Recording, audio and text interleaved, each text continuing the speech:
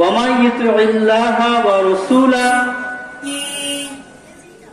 যে ব্যক্তি, আল্লাহ বলতেছেন, যে ব্যক্তি আল্লাহ এবং তার রাসূলের আনুগত্য করবে,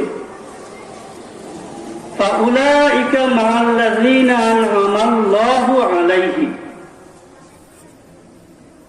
সে তাদের সাথেই থাকবে যাদেরকে আমি নিয়ামত দিয়েছি, অনুগ্রহ করেছি। কাদেরকে অনুগ্রহ করছেন? মিনান নাবিয়িনা ওয়াস সিদ্দীকিনা ওয়াস শুহাদাই ওয়াস সালিহিন। আল্লাহ পাক বলতেছেন, আমি 4 শ্রেণীর মানুষকে অনুগ্রহ করছি, তাদেরকে দ্বীনের সহিহ বুঝ দান করছি, তাদেরকে আমি জান্নাত দান করছি। অনুগ্রহ প্রাপ্ত বান্দা কয়জন, কয় শ্রেণীর? 4 শ্রেণী। মিনান নাবিয়িন, নবীগণ, ওয়াস সিদ্দীকিন, সিদ্দীকিনগণ, ওয়াস শুহাদা, শহীদগণ, ওয়াস সালিহিন, নেককারগণ। আল্লাহ বলতেছেন, ওয়া হাসুনা উলাইকা রফিকা, এরা কতই না উত্তম সঙ্গী। এই আয়াতে কারিমা নাজিল হওয়ার পর ওই সাহাবীর দিলটা ভরে গেল। মুহতারাম হাজিরিন, আমরা প্রতিদিন সূরা ফাতিহার মধ্যে পড়ি, ইহদিনাস সিরাতাল মুস্তাকিম সিরাতাল্লাযীনা আন'আমতা আলাইহিম, ইহদিনাস সিরাতাল মুস্তাকিম, হে আল্লাহ আমাদেরকে সহজ সরল সঠিক পথটা দেখাও। সিরাতাল্লাযীনা আন'আমতা আলাইহিম, তাদের পথ যাদেরকে আপনি নিয়ামত দান করছেন।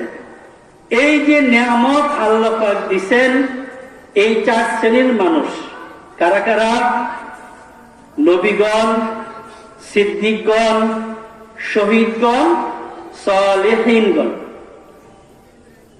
মুহতারাম ভাই দোস্ত, এই 4 শ্রেণীর মানুষের মধ্যে প্রথম যে শ্রেণী, নবী, কিয়ামত পর্যন্ত আর কেউ নবী হতে পারবে না। নবী হওয়ার দরজা শেষ। কিন্তু পরবর্তী যে 3 স্তর আল্লাহ পাক বলেন তার বন্ধু সিদ্দিকিন, শহীদ এবং সালেহিন, এই 3 স্তরের আল্লাহ পাকের বন্ধু হওয়ার দরজা কিয়ামত পর্যন্ত খোলা। কিয়ামত পর্যন্ত যত মানুষ এই পৃথিবীতে আসবে, ধনী হোক, গরিব হোক, প্রসিদ্ধ হোক, অপ্রসিদ্ধ হোক, লম্বা হোক, খাটো হোক, যে বর্ণেরই হোক না কেন, সমস্ত মানুষের জন্য সিদ্দিকিন হওয়ার দরজা খোলা, শহীদ হওয়ার দরজা খোলা, সালেহিন হওয়ার দরজা খোলা। মুহতারাম ভাই দোস্ত, এখন কথা হলো সিদ্দিকিন কারা? আল্লাহ পাক সূরা ইউনূসের মধ্যে বলেন, আলা ইন্না আউলিয়া আল্লাহি লা খাউফুন আলাইহিম ওয়া লা হুম ইয়াহজানুন। আলা, জেনে রেখো, ইন্না আউলিয়া আল্লাহি, নিশ্চয় আমার ওলি যারা, লা খাউফুন আলাইহিম, তাদের ভবিষ্যতের জন্য কোনো ভয় নাই, ওয়ালা হুম ইয়াহজানুন, অতীতের ব্যাপারে তাদের কোনো পেরেশানিও হবে না। এরপর আল্লাহ পাকই তার ব্যাখ্যা করতেছেন আমার ওলি কারা। আল্লাযীনা আমানু ওয়া কানু ইয়াত্তাকুন। আল্লাহ পাক বলতেছেন, হে দুনিয়ার মানুষ, কিয়ামত পর্যন্ত যারা পৃথিবীতে আসবা, শুনে রাখো আমার ওলি আমার সিদ্দিকীন পর্যায়ের বান্দা, তাদের মধ্যে দুটি গুণ থাকবে। আল্লাযীনা আমানু, যারা ঈমান আনবে, ওয়া কানু ইয়াত্তাকুন, এবং তাকওয়ার জীবন অবলম্বন করবে। তাকওয়ার জীবন মানে গুনাহমুক্ত থাকা, গুনাহ না করা। মুহতারাম ভাই দোস্ত, তাহলে আউলিয়া সিদ্দিকীন কারা? যারা ঈমান এনেছে এবং গুনাহমুক্ত থাকে, তারা কি আউলিয়া সিদ্দিকীন। এই আউলিয়া সিদ্দিকীন কি আমরা হতে পারবো না? অবশ্যই হতে পারবো। মুহতারাম ভাই দোস্ত, আমরা স্বপ্ন দেখতে জানি না, স্বপ্ন দেখি না আমরা, আখিরাতের স্বপ্ন। প্রতিদিন হযরতে শাহজালাল ইয়ামিনী রহমাতুল্লাহি আলাইহির মাজারে শত শত মানুষ জিয়ারত করতে যায়, কিন্তু হযরত শাহজালাল ইয়ামিনী রহমাতুল্লাহি আলাইহির মতো আমি একজন আল্লাহ পাকের বন্ধু হই, এই খেয়াল কয়জনের মধ্যে আছে? মুহতারাম ভাই দোস্ত, আখিরাতের ব্যাপারে আমরা স্বপ্ন দেখতে হবে। অবশ্যই আমাদেরকে স্বপ্ন দেখতে হবে আখিরাতের ব্যাপারে। নবীদের পরের জান্নাতটাই হলো সিদ্দিকীনদের জন্য বরাদ্দ। এই সিদ্দিকীন পর্যায়ের আল্লাহ পাকের ওলি হওয়ার জন্য অন্তরের মধ্যে স্বপ্ন দেখতে হবে যে ইনশাআল্লাহ আমিও গুনাহমুক্ত থেকে আউলিয়া সিদ্দিকীন হব। কিয়ামতের ময়দানে সেই মাকামের মর্যাদা দিয়ে আল্লাহ পাক রব্বুল আলামিন আমাদেরকে জান্নাতুল ফেরদাউসের মধ্যে প্রবেশ করাই দিবেন। সবচেয়ে আশ্চর্যের বিষয় হলো, আউলিয়া সিদ্দিকীন হওয়ার জন্য, আল্লাহ পাকের বন্ধু হওয়ার জন্য আল্লাহ তাআলা যে দুইটি সিফতের কথা বলছেন, যে দুইটি গুণের কথা বলছেন, এই দুটি গুণের মধ্যে একটি গুণ আমাদের আছে আলহামদুলিল্লাহ। আল্লাহ পাক কি বলছেন? আল্লাযীনা আমানু ওয়া কানু ইয়াত্তাকুন। আমার বন্ধু কারা? যারা আমার প্রতি ঈমান আনলো এবং তাকওয়ার জীবন অবলম্বন করলো। তো মুহতারাম ভাই দোস্ত, আমাদের সবার ঈমান আছে না? আলহামদুলিল্লাহ। আমাদের সবার আল্লাহ পাকের ওলি হওয়ার জন্য যে সিফতের প্রয়োজন, একটা সিফত আছে, সবাই দিল থেকে বলে আলহামদুলিল্লাহ। আরেকটা যে সিফত প্রয়োজন, তাকওয়া, অর্থাৎ গুনাহমুক্ত থাকা, গুনাহ না করা। এই গুনাহমুক্ত থাকারও সিফত আলহামদুলিল্লাহ আমাদের মধ্যে আছে। আমরা হয়তো যারা মুসলমান ঈমানদার, প্রতিদিন কি আমরা 100-200 গুনাহ করি?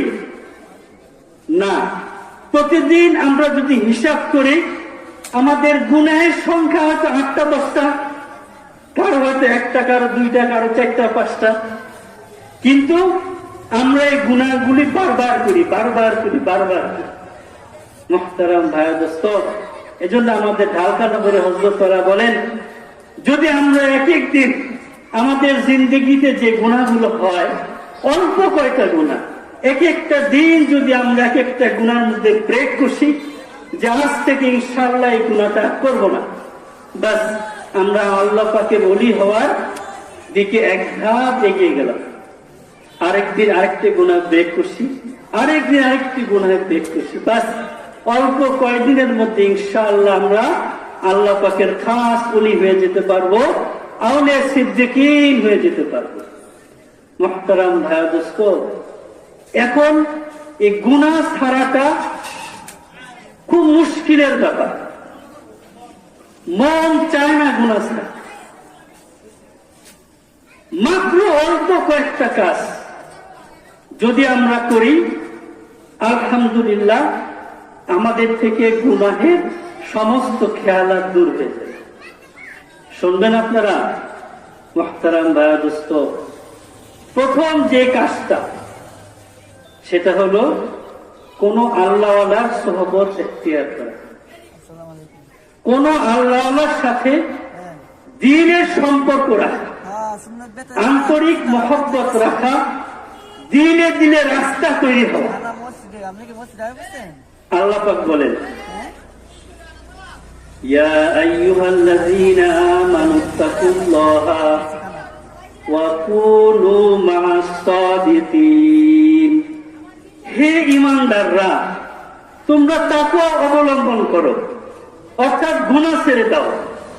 এরপর বলতেছেন কুনু মা'আস সাদিকিন, আমার সাদিকিন অর্থাৎ মুত্তাকিন বান্দাদের সাথে সাথে চলো। রহস্যটা কি? বললেন গুনাহ ছেড়ে দাও, আবার মুত্তাকিন বান্দাদের সাথে সাথে চলো।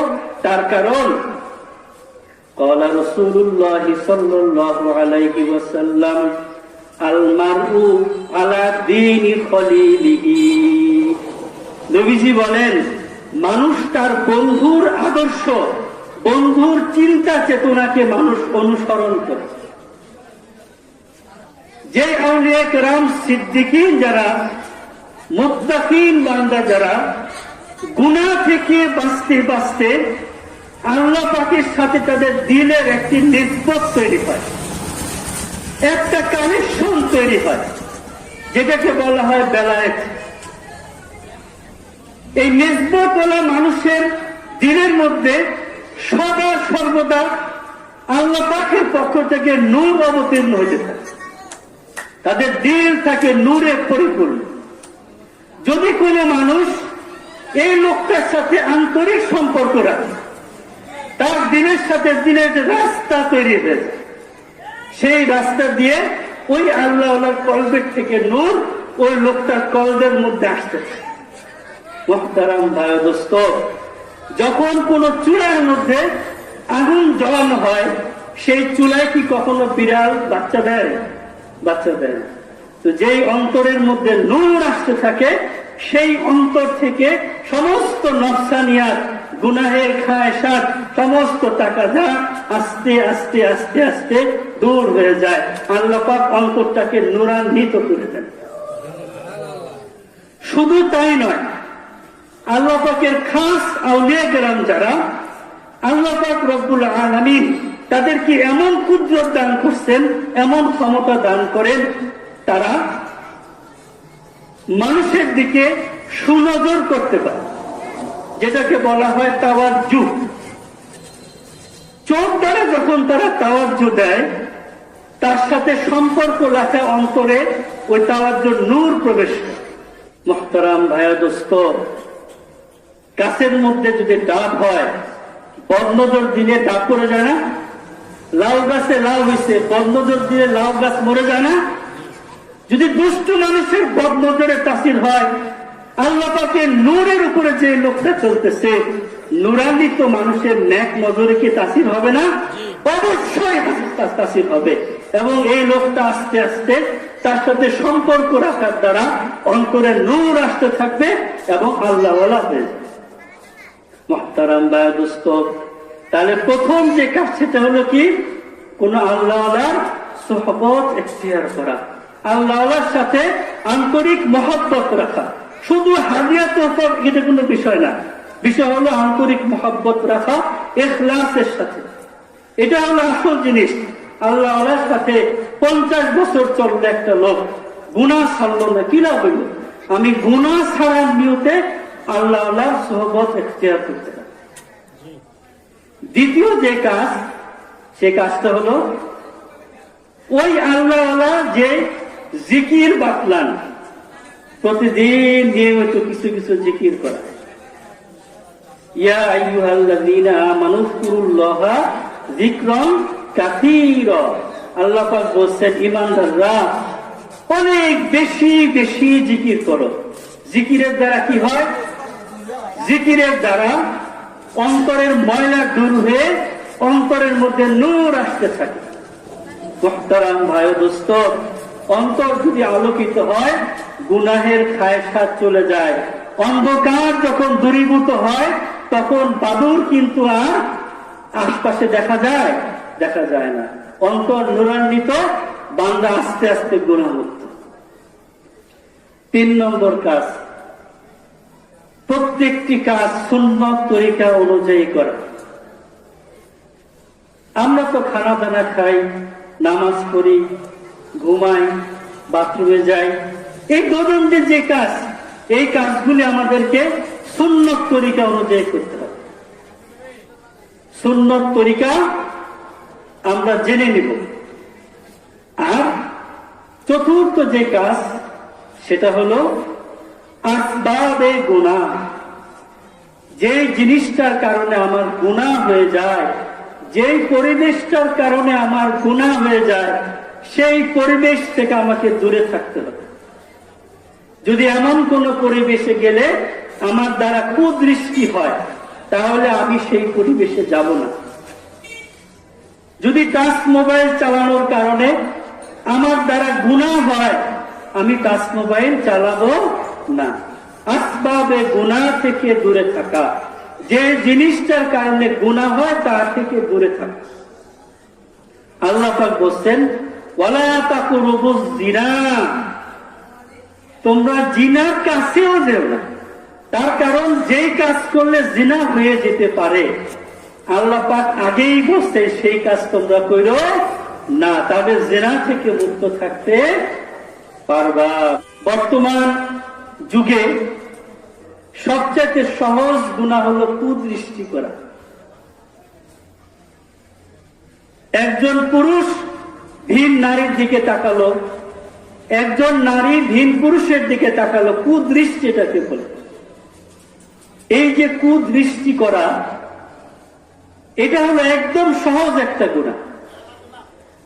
আর এই কুদৃষ্টির গুনার কারণে সংসার নষ্ট হইতেছে, একটা মানুষ মুত্তাকি হইতে পারতেছে না।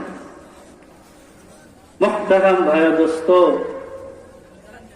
করাচির হযরত ওয়ালা বলতেন, বর্তমানে রাস্তাঘাটের মধ্যে বেলায়েত আল্লাহ পাকের সাথে সম্পর্ক বিতরণ হইতেছে।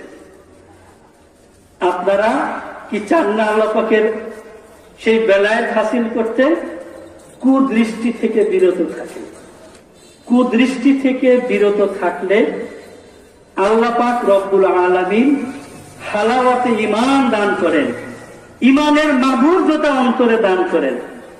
আর যেই ব্যক্তিকে আল্লাহ পাক হালাওয়াতে ঈমান একবার দান করেন, সেটা আর কখনো আল্লাহ পাক তার থেকে ছিনাইয়া নেন না। কাজেই এই লোকটার ঈমানের সাথে মৃত্যু হবেই হবে।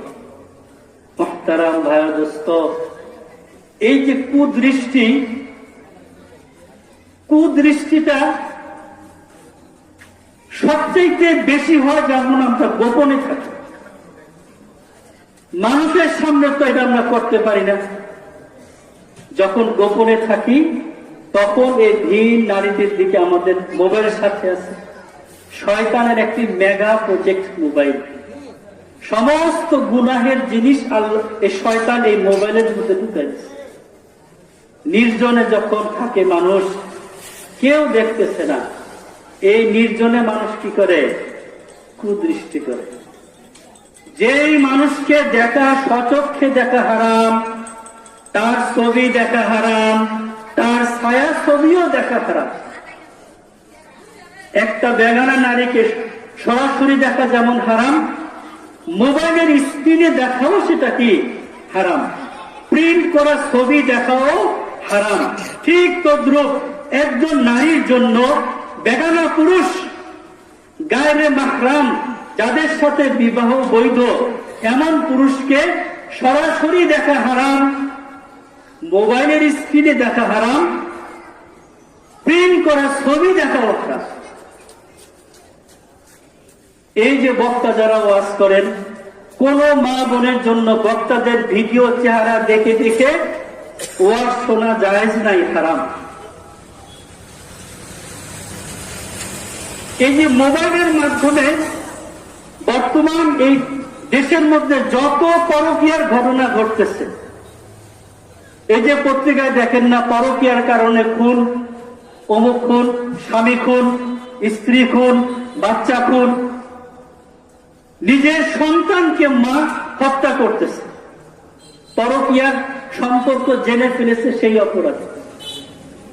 মুহতারাম ভাই ও দোস্ত, এজন্য টাচ মোবাইলের ব্যাপারে আমরা খুব সতর্ক থাকবো, নিজেরাও কোনো গুনাহ করব না এবং মা বোনদেরকেও গুনাহ করতে দিব না। আমার এক খুব পরিচিত এক লোক, সৌদি আরব প্রবাসী, বিবাহ করছে মোবাইলের মাধ্যমে, যেভাবেই হোক। বিবাহ রাত্রে স্ত্রীকে 30,000 টাকা দামি একটি টাচ মোবাইল গিফট করছে।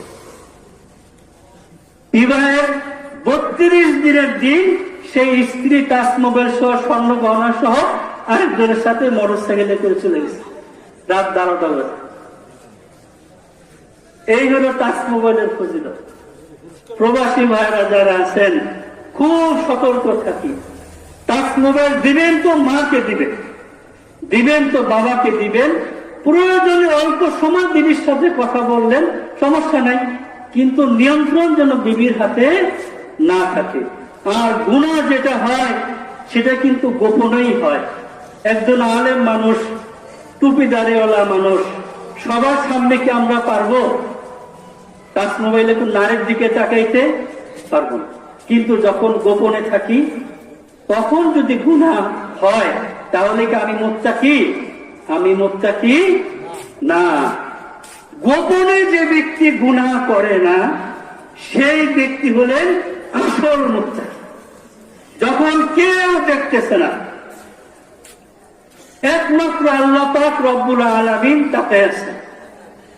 এই গোপন মুহূর্তে, নির্জন নিভৃতে যে ব্যক্তি গুনাহ থেকে বেঁচে থাকে, সে হলো সত্যিকার মুত্তাকি। जो करता है तू चुपके आहले जहां से, कोई देखता है तुझे आसमां से।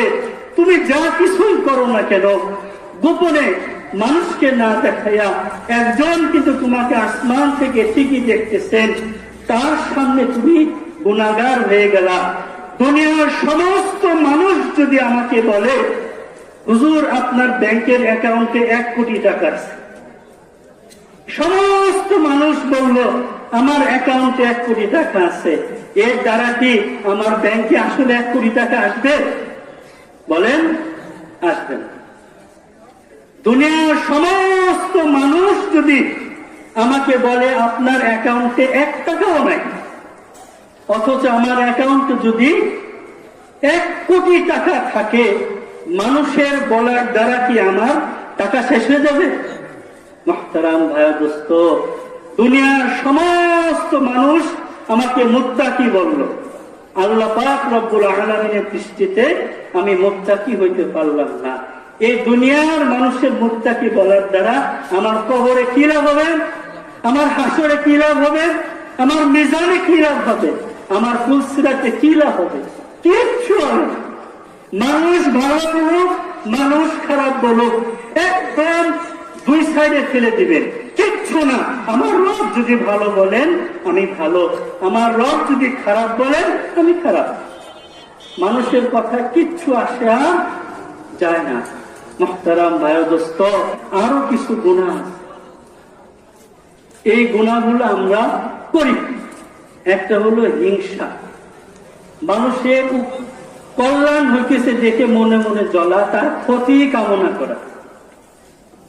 قال رسول الله صلى الله عليه وسلم إياكم والحسد, তোমরা হিংসা থেকে বেঁচে থাকো। فإن الحسد يأكل الحسنات كما تأكل النار الحطب। নবীজি বলেন, শুকনা লাকড়িকে যেমন আগুন জ্বালিয়ে পুড়িয়ে একদম ভস্ম করে দেয়, ঠিক তদ্রূপ মানুষের মনের হিংসা অ্যাকাউন্টে জমা থাকা আমলগুলোকে জ্বালিয়ে পুড়িয়ে দেয়। আহা, এত কষ্ট করে নেকামল জমাইলাম, এই নেকিগুলি যদি সামান্য হিংসা দ্বারা শেষ হয়ে যায়, কি অবস্থা হবে? হিংসুকের একটা ঘটনা শুনেন। এক গ্রামের মধ্যে এক মাতবরের ছেলে স্কুলে পড়ে, আরেক দিন মজুরের ছেলেও স্কুলে পড়ে। মাতবরের ছেলে ক্লাসে পাশ করতে পারে না পরীক্ষা, আর দিন মজুরের ছেলে ফার্স্ট হয়েছে। লোকজন গিয়ে বলে, মাতবর সাহেব, আপনার ছেলে তো পাস করতে পারলো না, আর দিন মজুরের ছেলে তো ফার্স্ট হয়েছে। মাতবর বলল, আরে ফার্স্ট হয়েছে দেখে কি হয়েছে, দেখবি সে মেট্রিক পাস করবে না। মেট্রিক পরীক্ষায় দিন মজুরের ছেলে ভালো রেজাল্ট করছে, আর মাতবরের ছেলে কোন রকমের রেজাল্ট করছে। মাতবর বলতেছে, আরে মেট্রিক পাস করছে দেখে কি হয়েছে, সে কলেজে ভর্তি হতে পারবো না। কলেজেও ভর্তি হয়েছে, ইন্টারমিডিয়েট পাস করছে। মাতবর বল, ইন্টারমিডিয়েট পাস করছে দেখে কি হয়েছে, দেখবি ডিগ্রি পাস করতে না। ওই দিন মজুরের ছেলে ডিগ্রিও পাস করছে। মাতবরের কাছে গেছে লোকজন, মাতবর বলে, ডিগ্রি পাস করছে দেখে কি হয়েছে, দেখবি এখনো চাকরি পেত না। চাকরিও পাইছে। মাতবর চাকরি পাইছে দেখে কি হয়েছে, দেখবি হার কাছে কেউ মেয়ে বিয়ে দিত না। বিয়েও দিছে। মাতবরের কয়, দেখবি আর পোলাও নিত না। এই হলো হিংসুকের অবস্থা। এই লোক হিংসা করতে করতে জ্বলতেছে, আর ওই যে লোকটা দিন মজুরের ছেলে, তার কিচ্ছু হয় নাই। তার কি হয়েছে? কিচ্ছু হয় নাই। সে মেহনত করছে, আল্লাহ পাক তার তাকদীরে রাখছে, সে আস্তে আস্তে উঠতেছে। এই হিংসার দ্বারা কোনো লাভ নাই। মুহতারাম ভাই দোস্ত, যদি হিংসা মনের মধ্যে আসে, হিংসা করা যাবে না, গিফতা করা যাবে। আল্লাহ, আপনি অমুককে দিতেছেন, দেন, আমারও দেন। এটার নাম কি? গিফতা। এটা জায়েজ। অমুককে দিতেছেন, অমুকের ব্যবসা বাণিজ্য ভালো, আলহামদুলিল্লাহ, আল্লাহ আপনি আমাকেও দেন। অমুকের এই উন্নতি হইতেছে, আলহামদুলিল্লাহ, আমাকেও দেন। এটার নাম হলো গিফতা। এই হিংসার গুনাহ আমাদেরকে বিরত থাকতে হবে। মুহতারাম ভাই দোস্ত, এরপর আরো একটা গুনাহ, সেটা হলো আমরা নিজেকে বড় মনে করি। কি মনে করি? বড়, তাকাব্বুর। এটা একটা হৃদয়ের গুনাহ, অন্তরের গুনাহ। قال رسول الله صلى الله عليه وسلم لا يدخل الجنة من كان في قلبه مثقال ذرة من كبر। সামান্য অনুপরিমাণ, বিন্দু পরিমাণ যদি কারো অন্তরে কিবির থাকে, নামাজি হোক, হাজী সাহেব হোক, যত কিছুই হোক, জান্নাতে কি করবে না? প্রবেশ করবে না। নেক আমল করলো কে? রূহ। নেক আমল কে করছে? রূহ। এই রূহ হলো আল্লাহ পাকের একটা হুকুম। এই রূহের মধ্যে বরত্বের কোনো খেয়াল নাই। বরত্বের খেয়াল হলো দেহের মধ্যে।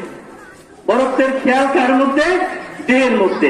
এই দেহকে বরত্ব ভাব থেকে দূর করাইতে হবে। গুনাহ ছাড়ার জন্য 4টি কাজ। 1 নম্বর কাজ, কোন আল্লাহ আল্লাহর সুহবত ইখতিয়ার করা। 2 নম্বর কাজ, তার বাতলানো কিছু জিকির করা। তার বাতলানো কেন? তিনি হলেন রুহানি ডাক্তার। তিনি বুঝেন এই লোকটার জন্য কি পরিমাণ কি জিকিরের প্রয়োজন। এজন্য ডাক্তারের পরামর্শ অনুযায়ী জিকির করাটা আবশ্যক। 3 নম্বর হলো সমস্ত কাজ সুন্নত তরিকা অনুযায়ী করা। আর 4 নম্বর হলো আসবাবে গুনাহ, যেই কাজগুলোর দ্বারা আমাদেরকে গুনাহ হয়ে যেতে পারে, সেই কাজগুলো থেকে বিরত থাকা।